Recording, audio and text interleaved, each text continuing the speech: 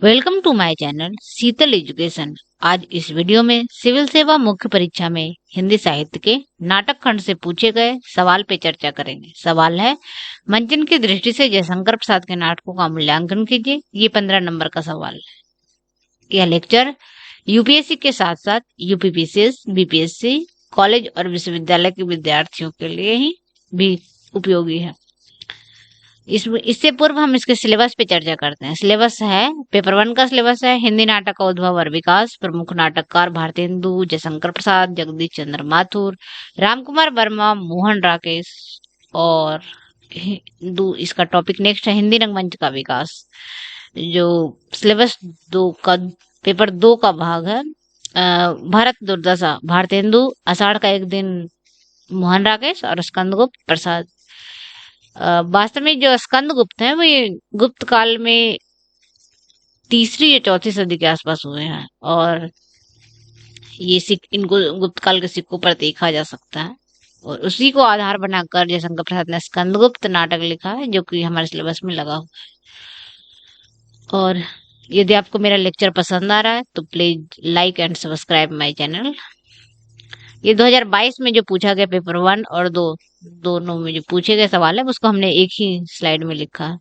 ये पेपर 1 का सिलेबस है। पेपर 1 में पूछा है भारतेंदु हरिश्चंद्र के नाटकों को में चित्रित राष्ट्रीय चेतना को स्पष्ट कीजिए। दूसरा, मंचन की दृष्टि से जयशंकर प्रसाद के नाटकों का मूल्यांकन कीजिए। और तीसरा है जगदीश चंद्र माथुर की नाट्य कला का संक्षिप्त विवेचन कीजिए। ये तीनों सवाल 15 नंबर में पूछा गया है। जो पेपर 2 है उसमें ये व्याख्या खंड में पूछा गया है एक सवाल 10 नंबर का और ये नाटक खंड से लिया गया है। संपूर्ण संसार कर्मण्य वीरों की चित्रशाला है। वीरत्व में एक स्वावलंबी गुण है। प्राणियों का विकास संभवतः इसी विचार के ऊर्जित होने से हुआ है। जीवन में वही तो विजयी होता है जो दिन रात युद्ध स्वर विजगत ज्वर का शंखनाद सुना करता है। जो दूसरा सवाल है, भारत दुर्दशा नाटक अंग्रेजी राज्य की अप्रत्यक्ष रूप से कटु और सच्ची आलोचना है, विश्लेषण कीजिए, 20 नंबर। और तीसरा सवाल है, आषाढ़ का एक दिन की मल्लिका स्वाधीन चेतना की स्वाभिमान और विडंबना को चरितार्थ करती है, इस कथन की समीक्षा कीजिए। इससे पूर्व अब हम ये इस सवाल पे चर्चा करते हैं।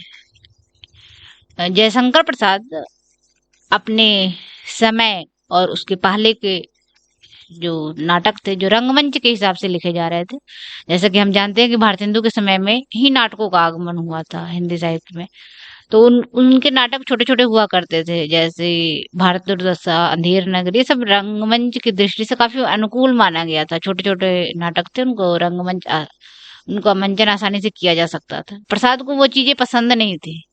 उस समय वर्तमान समय में उपलब्ध रंगमंच, उसके दर्श के संदर्भ, सांस्कृतिकता, ये किसी भी चीज से वो संतुष्ट नहीं थे। इसलिए उन्होंने अपने नाटकों में अपनी कल्पना से उसको रंग भरा।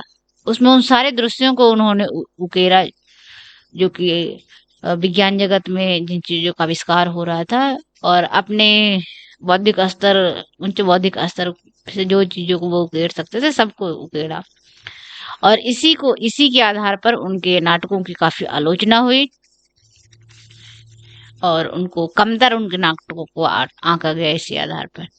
मतलब जो उनकी खूबी थी वही आलोचकों के लिए खामी बने। प्रसाद ने कहा है अपने नाटकों के संदर्भ में कि रंगमंच को ही काव्य के अनुसार अपना विस्तार करना पड़ा और प्रत्येक काल में माना जाएगा कि काव्यों के अथवा नाटकों के लिए ही रंगमंच होते हैं। काव्य की सुविधा जुटाना रंगमंच का काम है। और एक गुलाब राय का कथन है कि प्रसाद की कृपा से ही हमारे पास उच्च कोटि के साहित्यिक नाटक हैं।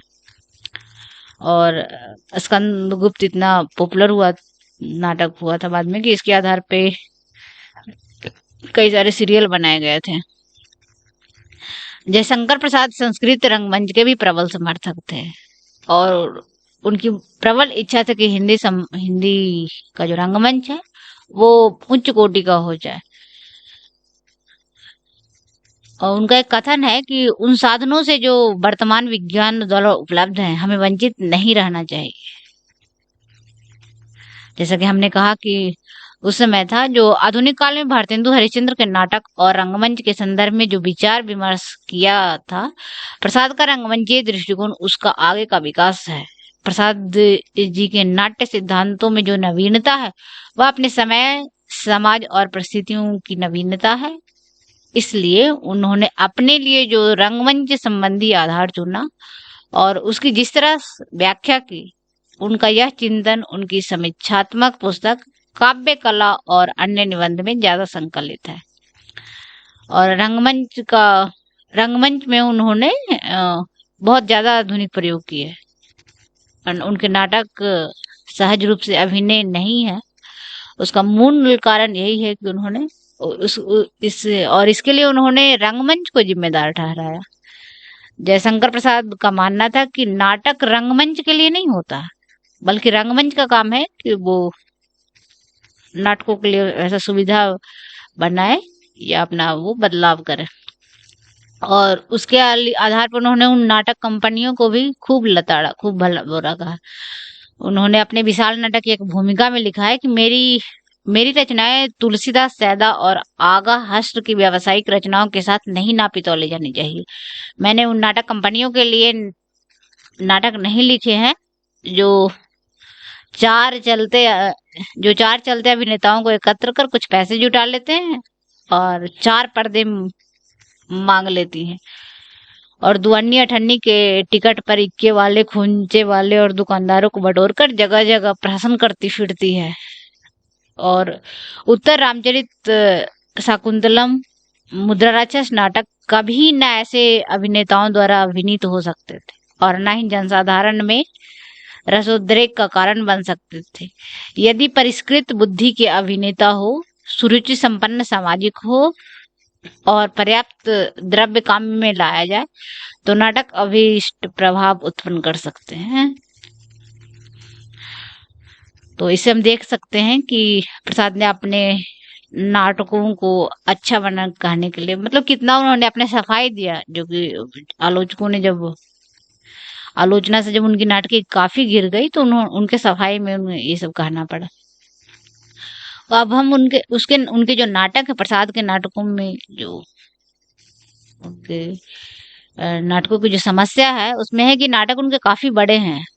कई नाटक तो उनके, जैसे उनका जो चंद्रगुप्त है वो 5-6 घंटे का नाटक है जिसको, और उसके अलावा एक तो 5-6 घंटे का नाटक है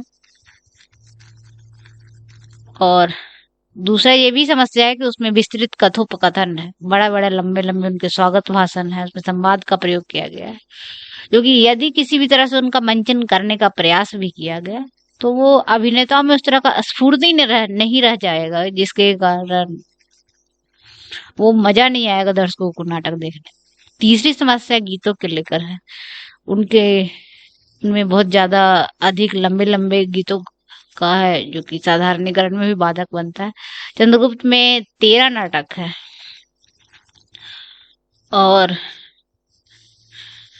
इसके अलावा जो चौथा उनका समस्या है काव्य तत्व को, प्रचुरता को लेकर। इतनी ज्यादा कविताएं उन्होंने नाटकों के अंदर लिख दी है, वो नाटक देखने का मजा कहें कि किरकिरा हो जाता है। नागेंद्र ने भी उस पे आलोचना करते हुए लिखा है कि प्रसाद के नाटकों का वस्तु विधान और चित्रांकन दोनों ही कवित्वमय है और नाटकीय अनुरोध के विरुद्ध पात्रों के मुख से गद्य काव्य की रसधारा फिसलते, मतलब जहाँ पे जरूरत नहीं है वहां पे भी उन्होंने अपने पात्रों से कविताएं पढ़वा दी है, तो इसलिए भी आलोचना के पात्र बने। यहाँ पे एक कविता यहाँ पे हमने लिया है, तुम कनक किरण के अंतराल में लुक छिप कर चलते हो क्यों, नतमस्तक गर्व वहन करते यौवन के धन रस कंढरते, हे लाज भरे सौंदर्य बता दो मौन बने रहते हो क्यों। ये एक चंद्रगुप्त की एक कविता से हमने लिया है। परंतु इसके जो उनके कविता के बचाव में लोगों ने कहा कि हम कह सकते हैं कि उनके पहले जैसे लक्ष्मी नारायण मिश्र से लेकर मोहन राकेश तक के नाटकों में भी इस तरह की प्रवृत्ति देखी गई है, तो इसके आधार पे हम उसके नाटकों को आलोचना तो नहीं कर सकते।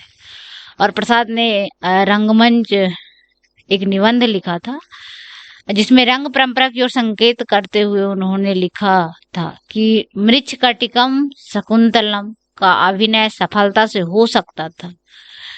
रंगमंच पर आकाशवाणी सिद्ध विद्याधरों के दृश्य भी दिखाए जा सकते थे। प्राचीन रंगमंच इतना विस्तृत था कि उसमें बैलों को जुते हुए रथ, घोड़ों के रथ तथा हेमकूट पर चढ़ती अप्सराएं दिखाई जा सकती थी। तो ये दिखा रहे हैं कि संस्कृत के जब नाटक इतने सब कुछ कर सकते थे, तो हिंदी अगर नाटक अगर नहीं कर पा रहा है तो हिंदी रंगमंच का प्रॉब्लम है, हमारी समस्या है और हमारे नाटकों की समस्या नहीं है। उन्होंने ऐतिहासिक सांस्कृतिक वातावरण की सजीव सृष्टि करके देश काल को सजीव रखते हुए समसामयिक जीवन के प्रश्नों को उभारा। उनका एक कथन है कि मेरी इच्छा इतिहास के अप्रकाशित अंक में उन प्रकांड घटनाओं का दिग्दर्शन कराने की है जिन्होंने हमारी वर्तमान स्थिति को बनाने का प्रयत्न किया। तो अब इससे हम समझ सकते हैं कि उनके नाटक यद्यपि आलोचना के पात्र उस तरह से नहीं है जितनी की आलोचना हुई। उसके अलावा जैसे चंद्रगुप्त, उनके जो 3 प्रमुख नाटक हैं, चंद्रगुप्त, स्कंदगुप्त और ध्रुवसाम्नी, जिसमें कई ऐसे प्रसंग हैं। जैसे स्कंदगुप्त है, उसमें जो एक दिखाया गया है युद्ध का, एक तो युद्ध के बहुत बड़े बड़े प्रसंगों का वर्णन उन्होंने कर दिया है। और एक स्कंदगुप्त के सीन है कि जब हून चढ़ाई करते हैं मगध पे और स्कंदगुप्त सबको खदेड़ देता है, तो और हून है जो सब अब विजय के लिए क्या करता है, कुब्भा का जो बांध बनाया हुआ रहता है उसको वो खोल देता है। उसके कारण जो सारी सेनाएं हैं जो पानी में बह जाती। तो ऐसे सीन, ऐसे दृश्यों का वर्णन प्रसाद ने किया है जिसको कि वाकई कभी कभी लगता है कि क्या ऐसे दृश्यों को पर्दे पर दिखाया जा सकता है। लेकिन अगर इन कुछ दृश्यों को नकार दें तो जैसे ध्रुवसाम्नी है, उनके बहुत छोटे से नाटक हैं और उसमें मात्र 3 दृश्य हैं। एक है ध्रुवसाम्नी का दृश्य जहाँ पे, और दूसरा जो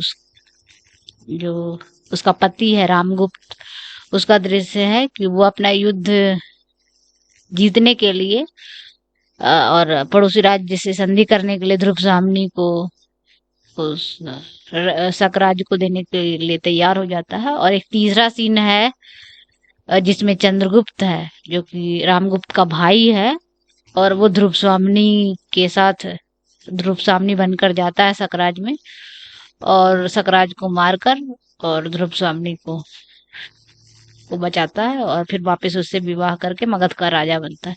तो ये ध्रुवसाम्नी है जो इनके नाटकों में रंगमंच की दृष्टि से काफी सफल नाटक माना गया है।